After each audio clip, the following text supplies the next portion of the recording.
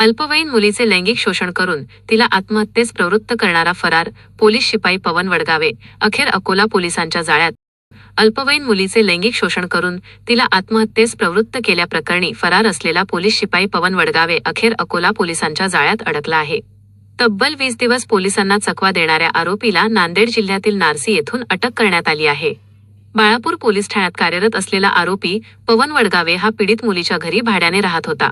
February 2024 मध्ये लग्नाचे आमिष दाखवून त्याने 16 वर्षीय मुलीचे लैंगिक शोषण केल्याचा आरोप आहे। त्यानंतर लग्नास नकार दिल्याने मानसिक धक्का बसलेल्या मुलीने आत्महत्या केली होती।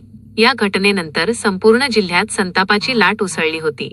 गुन्हा दाखल झाल्यानंतर आरोपीने वारंवार मोबाईल आणि सिम कार्ड बदलत पोलिसांची दिशाभूल करण्याचा प्रयत्न केला।